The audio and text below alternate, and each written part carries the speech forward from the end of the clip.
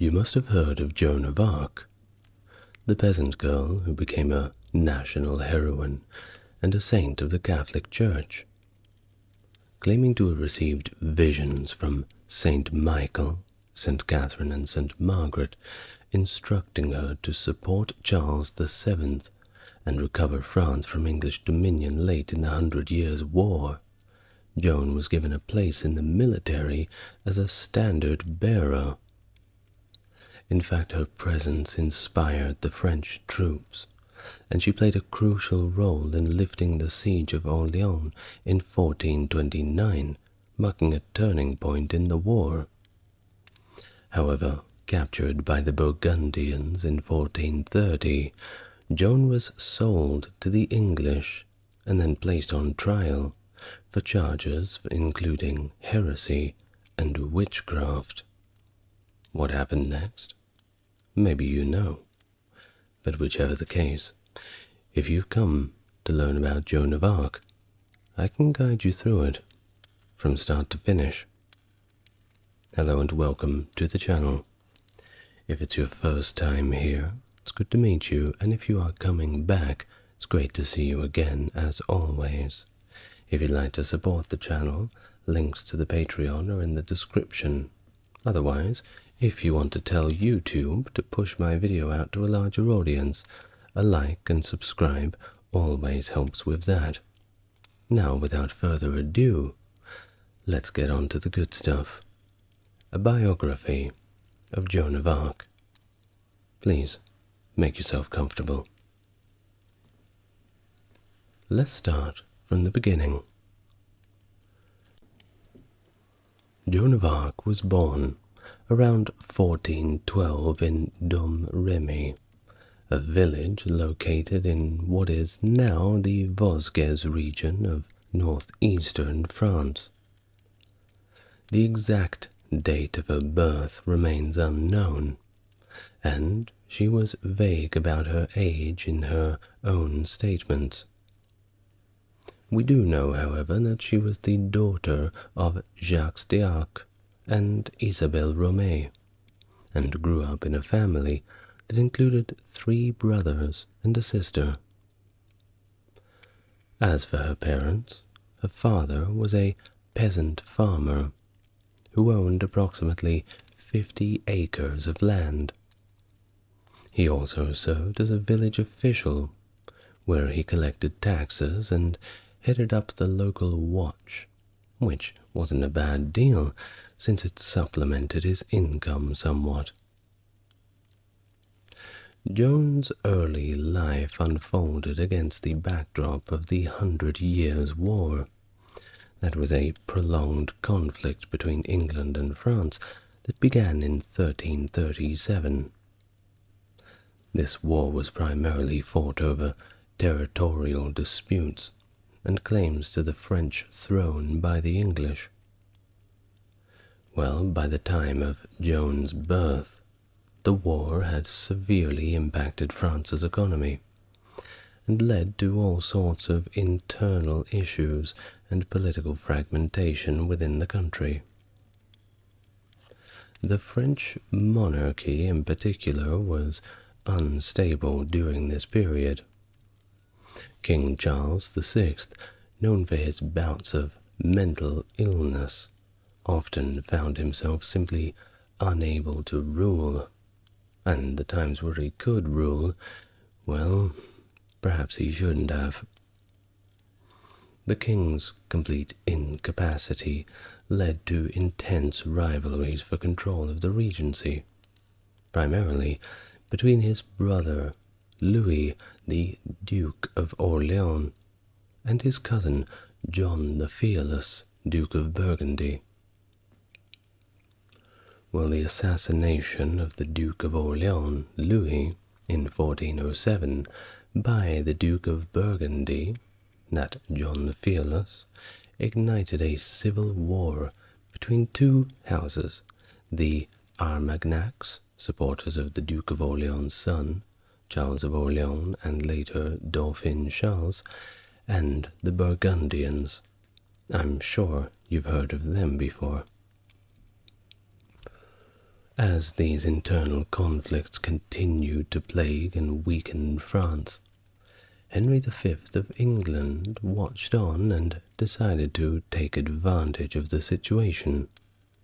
This came in the form of invading France in the year 1415.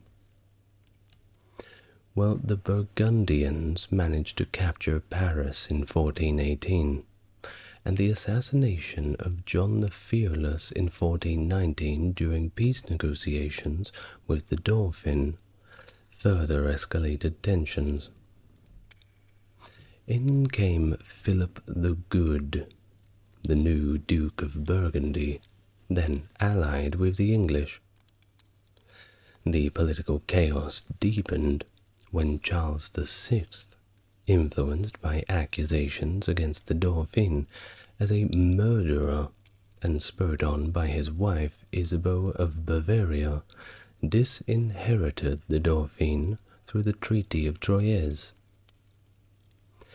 This treaty also arranged the marriage of their daughter, Catherine of Valois, to Henry V, and designated their heirs as successors to the French throne. You can see how things are getting a little bit complex, a lot of moving parts and different characters. Well, I'm afraid to tell you it only gets worse. In 1422, the deaths of both Henry V and Charles VI left the French throne contested between the infant Henry VI of England, who was obviously way too young to rule, but declared heir by the Treaty of Troyes, and Dauphin, Charles VII, who continued to claim his right to the throne despite the treaty and allegations regarding his legitimacy. This ongoing dispute, of course, set the stage for Joan of Arc's later involvement in the war and her support for Charles VII's cause. Now, back to Joan of Arc now we've set the scene. Of course, as I mentioned, born in 1412 in Domrémy in northeastern France. She was, of course, deeply affected by the ongoing war, just like everybody else. It's never a good time to grow up during a full-scale conflict.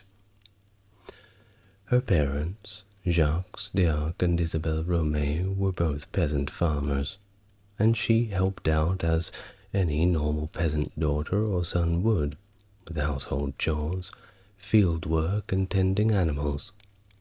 It was a very normal upbringing for Joan. Domrémy, in particular, was located at the Duchy of Bar and was surrounded by pro-Burgundian territories.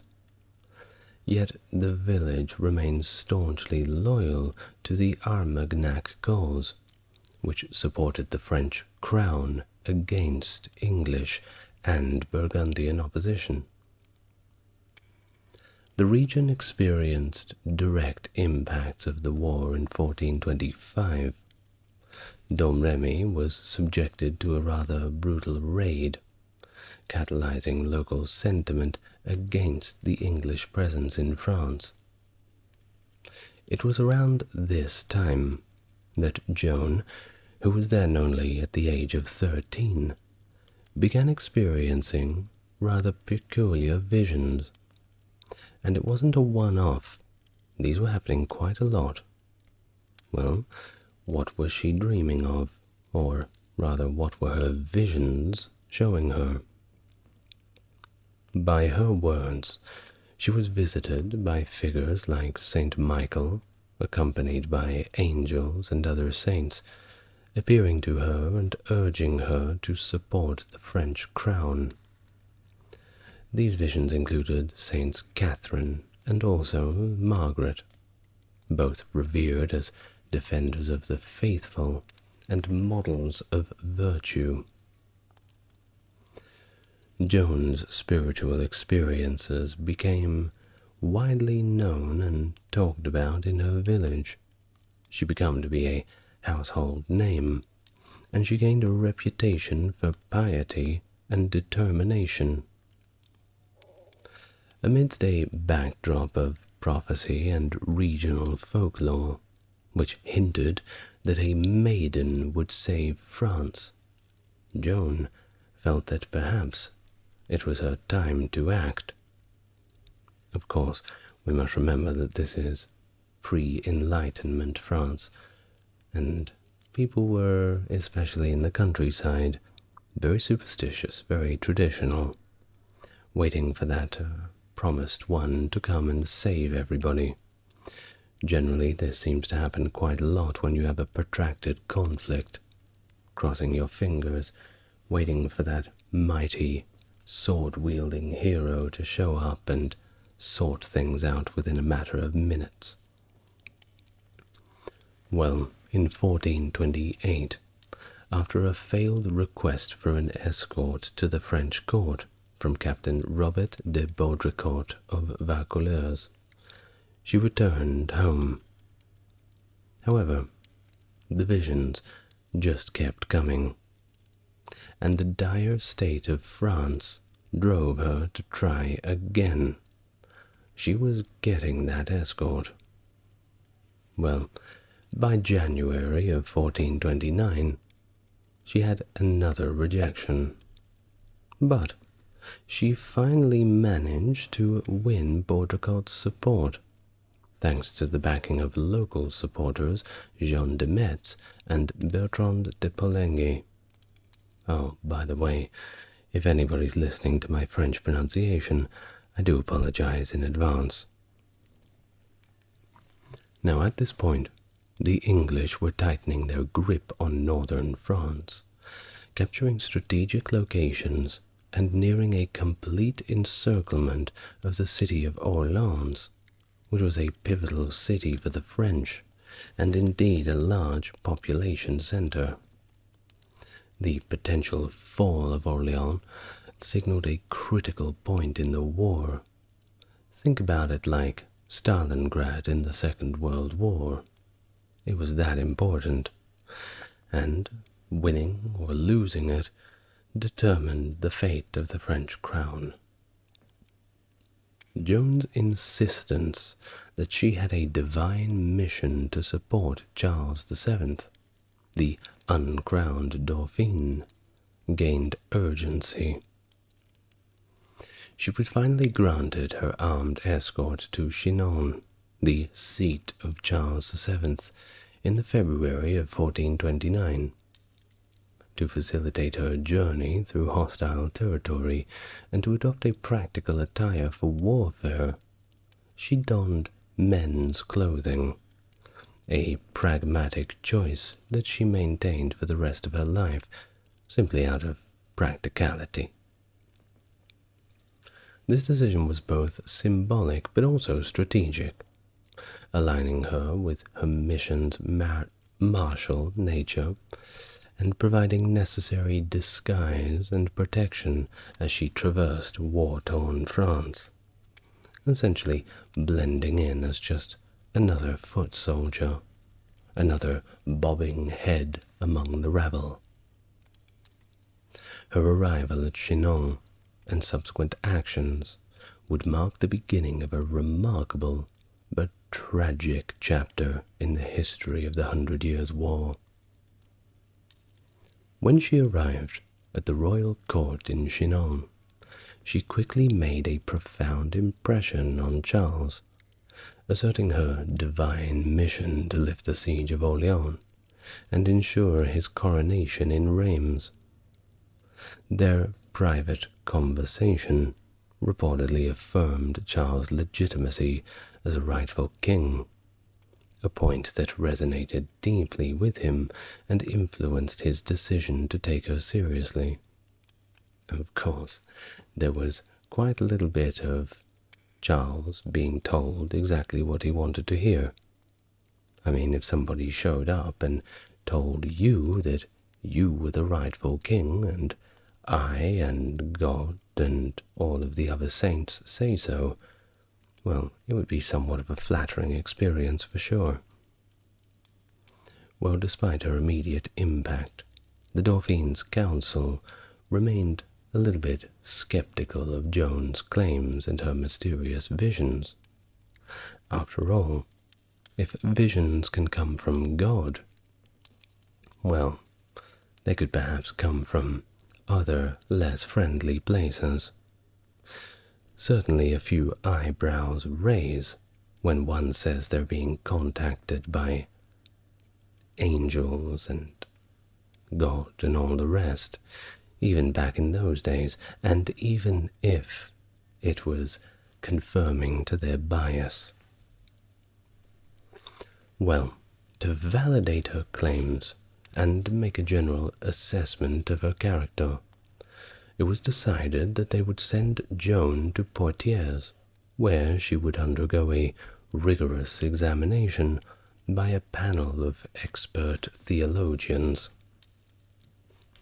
Well, when she got there, they subjected her to some pretty rigorous testing, almost like a job interview, except the job was the savior of the entire country.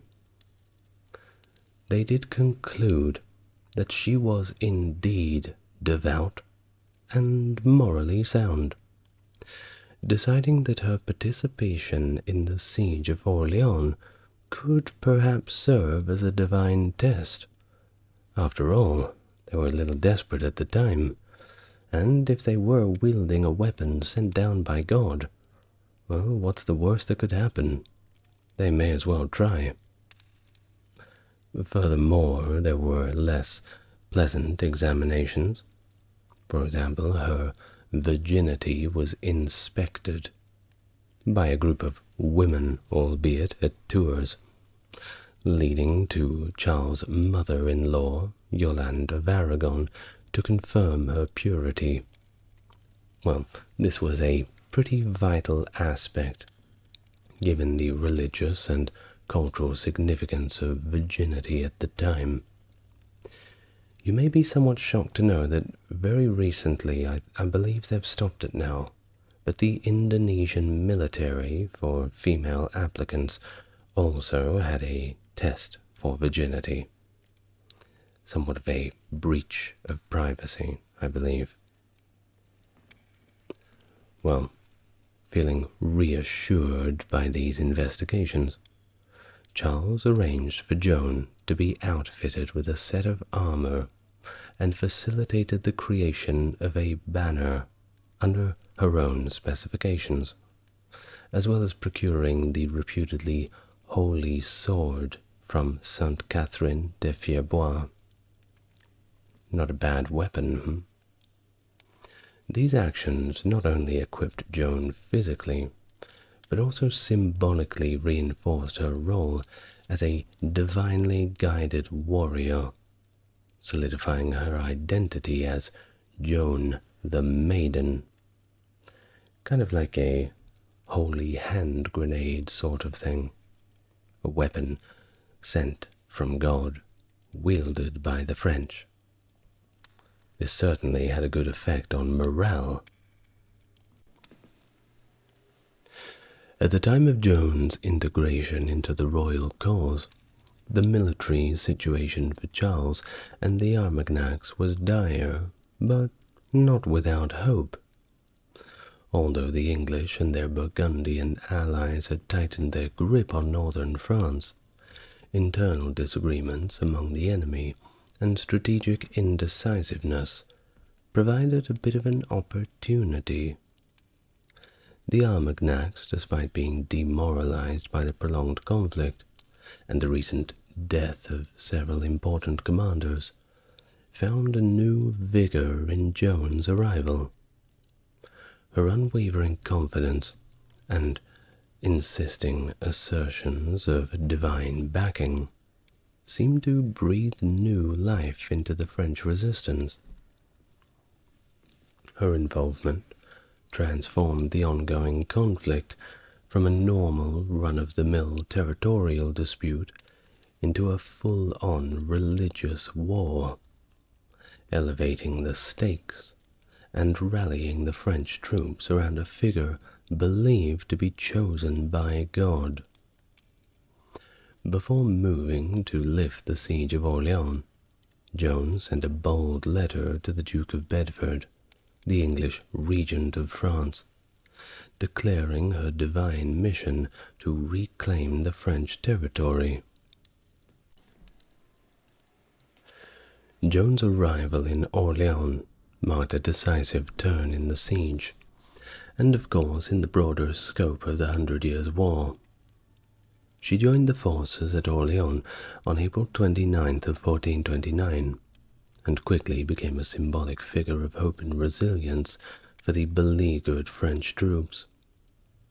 Although she held no official military command, and was not involved in strategic planning at all, her presence was very inspirational, and she did often advise on tactical decisions. Well upon her arrival, Joan met with Jean de Dunois, known as the Bastard of Orléans, the military commander of the city. Despite initial skepticism about her role, she quickly proved instrumental.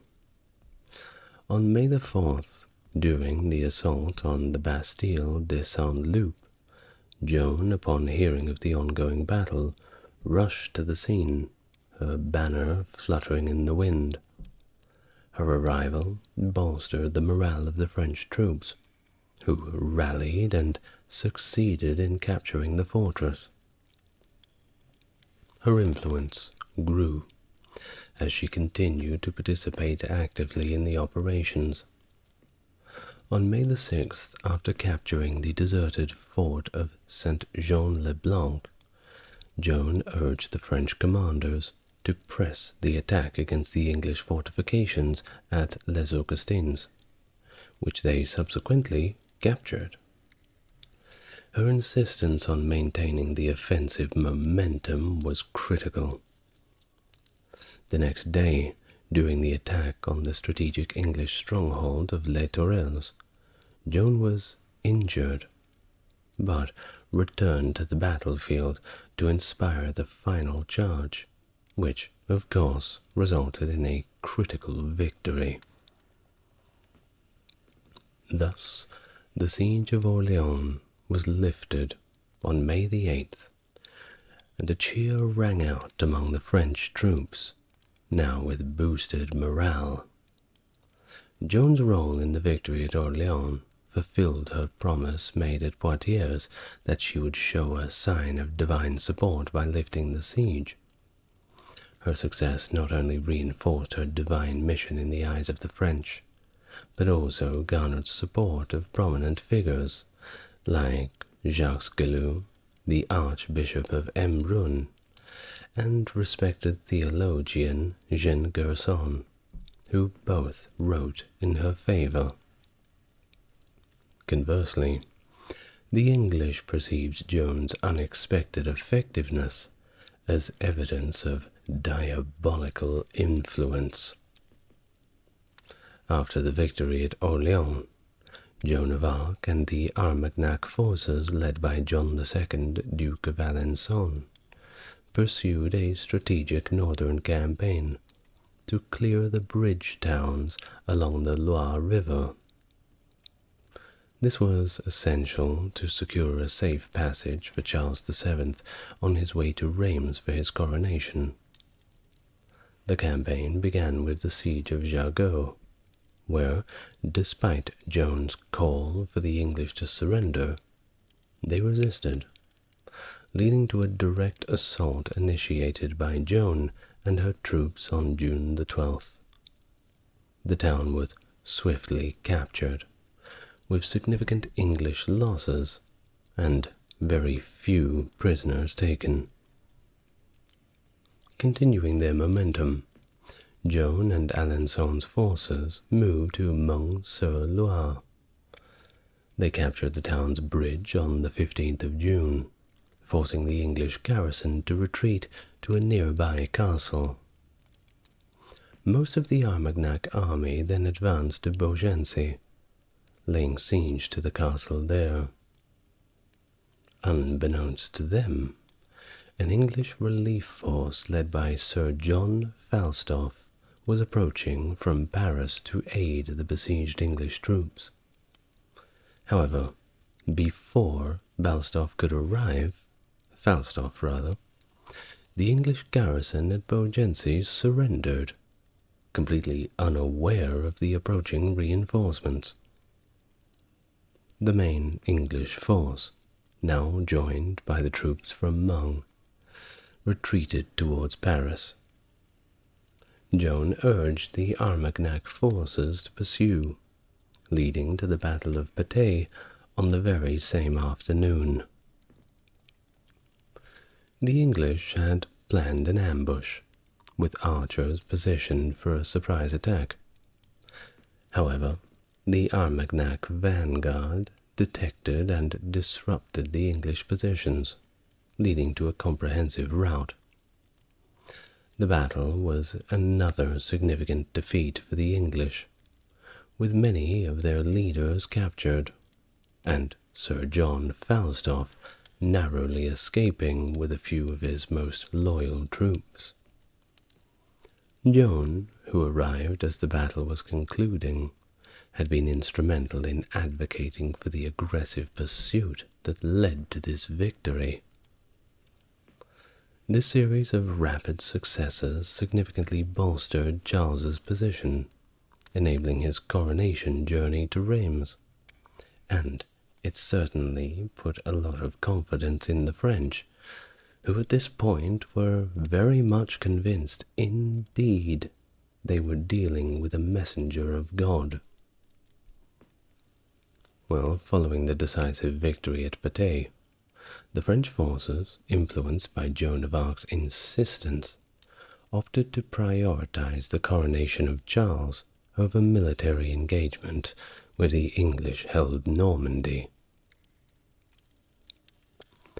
On June 29th, the army departed for Jeanne of Reims, encountering minimal resistance during their march. The strategic town of Auxerre yielded after 3 days of negotiations on July the 3rd, and other towns quickly realigned with the Armagnac cause as the army advanced. The only significant resistance came from Troyes, which housed a fairly modest garrison of English and Burgundian troops. Well, after a few days of fruitless negotiations, Joan initiated preparations for an assault by ordering the moat to be filled and positioning up artillery. This proactive stance led to Troyes capitulating, fearing an imminent attack. It's very difficult to remain calm when you look over the walls and they're building the trebuchets. Reims, the traditional site for the coronation of French kings, opened its gates to Charles and his entourage on the 16th of July, 1429. The following day, Charles VII was formally crowned, with Joan of Arc present, recognized in a prominent position during the ceremony. Joan saw the successful coronation as the fulfillment of her divinely ordained mission. Post-coronation, efforts to secure a peaceful transition of Paris from Burgundian to Armagnac control began. A 15-day truce was negotiated with Philip the Good, the Duke of Burgundy, who indicated he might facilitate transfer to Paris. Well, at the truce's conclusion, the Duke reneged on this commitment. Joan and the Duke of Alençon advocated for a swift march on Paris, but the royal court was divided, partly due to ongoing peace negotiations with the Burgundians, leading to a delayed advance. As the Armagnac army moved towards Paris, they encountered very little fights along the way, and many towns simply surrendered peacefully. On the 15th of August, near Montepilloy, the French forces encountered the English, led by the Duke of Bedford. Joan attempted to provoke an English attack by positioning herself visibly in front of their defences. But the English, they didn't take the bait and held their position, leading to a stalemate that ended with their withdrawal the following day. Thus, the assault on Paris commenced a few weeks later, on September the 8th. During the attack, Joan suffered a wound from a crossbow bolt, but in true fashion, she simply remained on the battlefield until nightfall. Despite suffering significant casualties, the Armagnacs were ordered by Charles to cease the assault the next day, much to Joan's displeasure. The failed attempt to capture Paris marked a moment of decline in Joan's influence at court.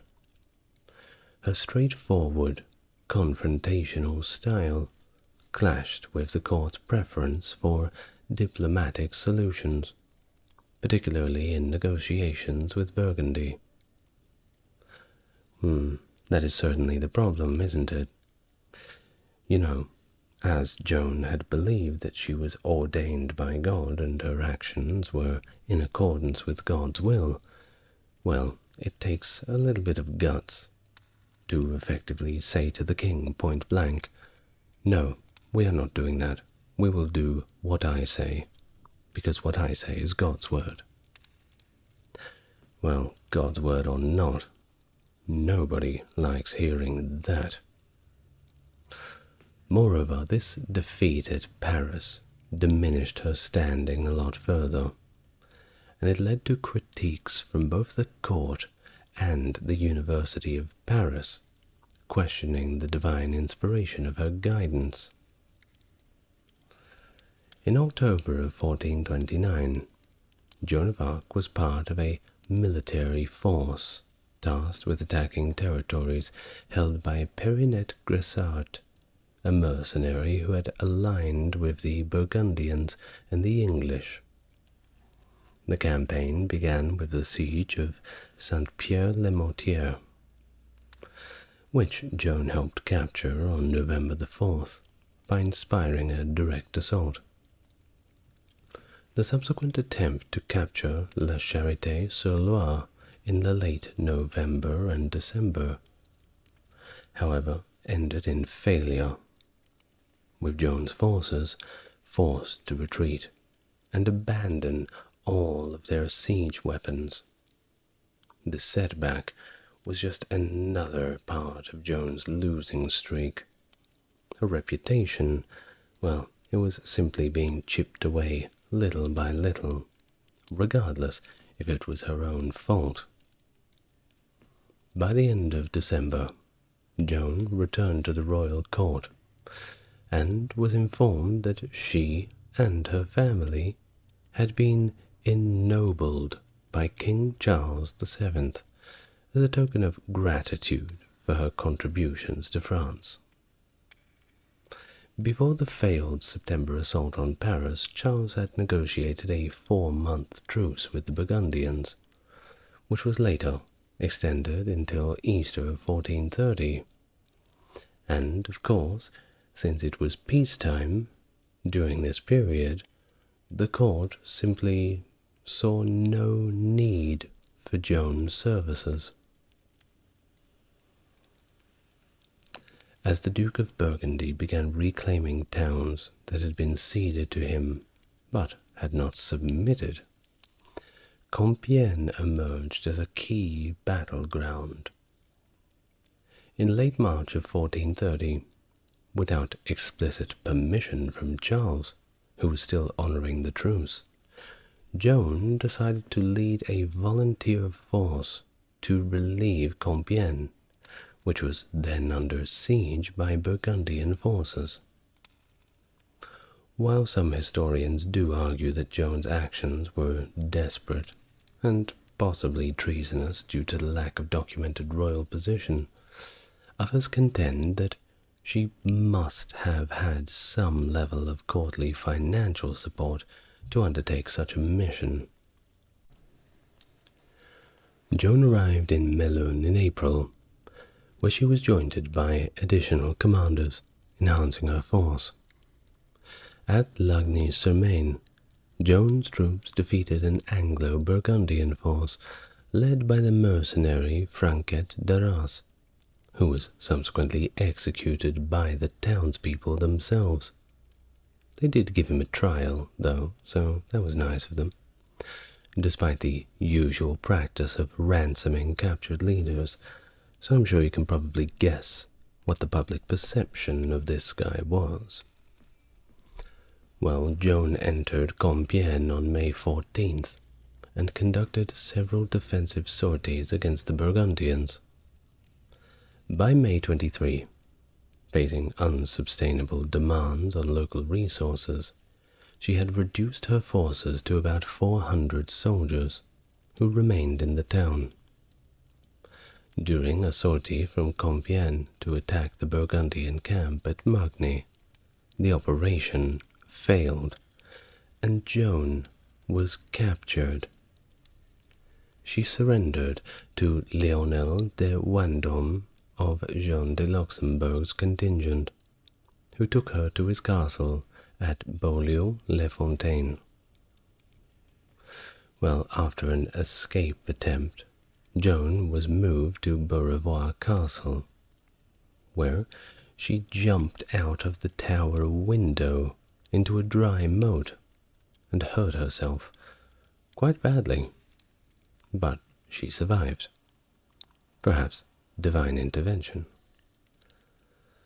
In November, she was transferred to the Burgundian-controlled town of Arras. The English, viewing Joan as a significant military threat, negotiated with the Burgundians to secure her transfer to her custody, culminating in a deal where they paid 10,000 livres to John de Luxembourg.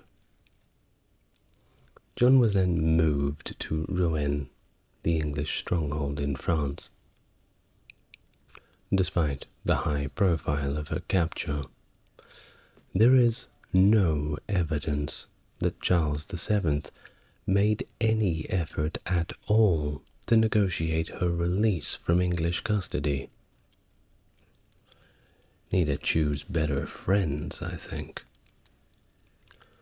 Well, Joan of Arc's trial for heresy began on January 9th, 1431 in Rouen, where she faced charges of blasphemy for wearing men's clothing, acting on demonic visions, and claiming direct judgment from God.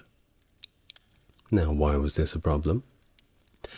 Well, there was only one entity that was meant to have been the spokesperson for God, and that was the Church. And claiming that you yourself are getting visions from God, well, that is circumventing their authority. And they don't like it when you circumvent their authority. Now, the trial, although conducted by an ecclesiastical court, was heavily influenced by political motives, primarily to delegitimize Joan's divine claims that supported Charles' legitimacy as the King of France. Bishop Pierre Cauchon of Beauvais, a pro-English and pro-Burgundian partisan, presided over the trial with significant financial backing from the English, including payments to key figures in the court. The court was predominantly composed of clergy associated with the University of Paris, many of whom were pro-English and pro-Burgundian. Despite attempts to adhere to inquisitorial procedures, The trial was fraught with legal and procedural irregularities. Joan was held in a secular prison, guarded by English soldiers, instead of being in ecclesiastical custody.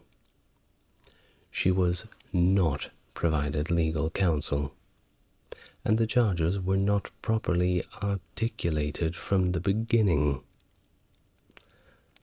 Joan skillfully navigated the complex theological interrogations, however, managing to maintain her composure and prudence in her responses. She famously at one point circumvented a theological trap when asked if she knew if she was in God's grace, a question that was designed to elicit a heretical response. Joan's answer was thusly that if she was not in God's grace, she certainly hoped that God would put her there, and if she was in God's grace, she certainly hoped to remain so. Well, this answer rather impressed the court, reportedly, and of course avoided self-incrimination. A bit of a politician's answer, though. Despite the rigorous interrogation and the threat of torture, which was ultimately not employed due to a majority decision against it by the assessors, Joan initially stood by her convictions. However, under immense pressure, and after being shown the instruments of torture, Joan capitulated. And if you've seen what the torture instruments look like, well, I'm sure you can't blame her. On May 24th, 1431, during a public condemnation ceremony, she agreed to sign an abjuration document, renouncing her claims, agreeing not to wear men's clothing, and promising not to bear arms. This document was read aloud to her, so everyone could hear, and there were many witnesses. And then she signed her name, agreeing to the terms. Now the signature of this document was meant to save her from execution by burning, as it was a sign of her submission to the Church's authority. However, it didn't quite go that way. This act of submission was a strategic move by her captors to undermine her influence and the divine authority that she claimed to possess. Joan of Arc's final days were marked by a tragic return to the charges of heresy. Publicly renouncing her visions and wearing men's clothes had been part of her abjuration to avoid execution, but the conditions of her imprisonment led her to resume wearing men's attire, which she justified by the need for protection and modesty in the presence of male guards. This act was, however, deemed a relapse into heresy, since it violated the stipulations of her abjuration contract. Talk about setting her up for a fall, huh? Really not fair. Bishop Pierre Cochon, the trial's chief judge, made a visit to Joan's cell on May 28th to confront her about wearing men's clothes again. During this visit, Joan declared that she had resumed wearing male attire for the aforementioned reasons, the practical circumstances of her detention, and she reiterated that if she were moved to a proper ecclesiastical prison and allowed to attend Mass like everybody else who was on heresy charges, she would comply with the court's directives.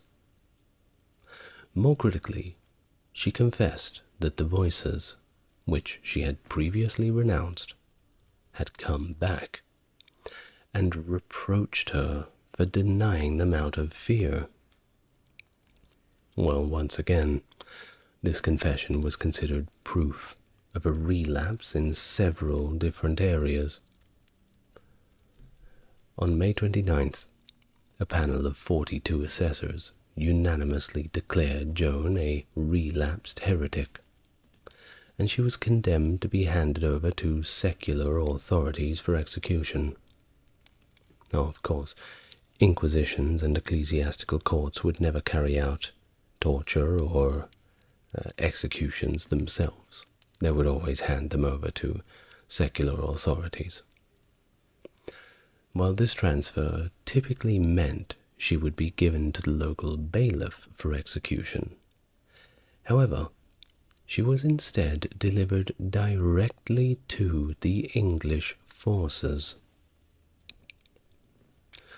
Joan was then executed by burning at the stake in Rowan's old marketplace on the 30th of May, 1431. Before her execution, she was allowed to receive the sacraments, a gesture usually forbidden to those who were condemned as heretics, indicating the somewhat unusual and complex nature of her trial and execution. At the stake she was granted a makeshift cross by an English soldier, which she kissed and held close, and a processional crucifix was held before her until her death. After her execution, to prevent any collection of relics, her ashes were thrown into the Seine River. Joan's trial and execution were profoundly influenced by these political contexts, notably the ongoing conflicts between the French and the English, and between these different factions within France itself. Her steadfastness and claims of divine guidance challenged the political and ecclesiastical authorities, leading to her martyrdom. Her death had a lasting impact, turning her into a symbol of French unity and resistance against occupation. She was later canonized as a saint, immortalizing her as a hero of France. Her execution did not achieve what the English had hoped for, the reversal of the tides of the 100 Years' War. Her martyrdom instead fortified the French resolve, paving the way for future French victories and eventually the conclusion of the war in their favor. The end of the war saw the English expelled from all French territories, except for Calais, highlighting the failure of their strategies, despite Joan's death. The implications of Joan's execution as a heretic were very politically damaging for Charles himself, who had been crowned with her help. This association with a convicted heretic cast a shadow over his legitimacy. The political liability led Charles to initiate a posthumous re-examination of Joan's trial once he regained control of Rouen. The initial investigation by Guillaume Boilet was brief, but pointed to the injustices and arbitrary nature of the original verdict against Joan. Although this investigation did not overturn the conviction, it did lay the groundwork for a full retrial. Not a free trial. There are no free trials. Well, this retrial, which began in 1455 under the auspices of the Church, and was actively supported by the papacy, and it was a comprehensive examination involving numerous witnesses and legal reviews. It concluded that the original trial was not only unjust, but manipulated by figures like Bishop Pierre Cauchon, who had personal stakes in its outcome. The Rehabilitation trial declared Joan's innocence and her martyrdom, nullifying the charges and the abjuration document she had been coerced into signing. The retrial was not merely a legal formality, but a public vindication of Joan's character and mission, which had been endorsed by the divine visions. It corrected the historical record and restored honor to Joan and her family. The trial also symbolically rehabilitated her reputation by tearing up the charges and erecting a cross at the site of her execution. Her multifaceted legacy is as a historical, religious, and cultural icon whose life has been variously interpreted through a myriad of lenses over the centuries. Religiously, Joan is venerated in the Roman Catholic Church as a saint. Her canonization process began in the late 19th century, propelled by the Bishop of Orléans, Felix du Pamplo, who saw Joan a figure of devout obedience and miraculous intervention. Her sanctification in 1920 by Pope Benedict XV and subsequent declaration as a patron saint of France cemented her status within the Church. Importantly, Joan was canonized as a virgin, highlighting her purity and devotion rather than her martyrdom, which traditionally denotes dying for one's faith in Christ. This distinction underscores her role as a divinely guided virgin who led her nation without compromising her spiritual integrity. Of course, Joan's legacy extends beyond simply Christian reverence. Her life challenges traditional gender roles, as she took on the mantle of military leadership typically reserved for men, while maintaining her femininity and commitment to her spiritual beliefs. And that's got to count for something, don't you think? Well, her universal appeal lies in that embodiment of qualities that transcend cultural and religious boundaries. Hers was a life of faith, courage, and the pursuit of justice. Well, thank you very much for listening. I hope that you've enjoyed me being the voice in your head tonight, or this morning, this afternoon, however you choose to enjoy these videos. My goodness, we have passed 4,000 subscribers. Little old me growing so quickly. Thank you very much. I'd like to thank my Mega Chad tier Patreon supporters. It's JC, Jeffrey, and Stark Factory. And Stark Factory, sorry if I pronounced some of the French wrong. I do my best with it. Well, until next time, wish you all the best, and good night.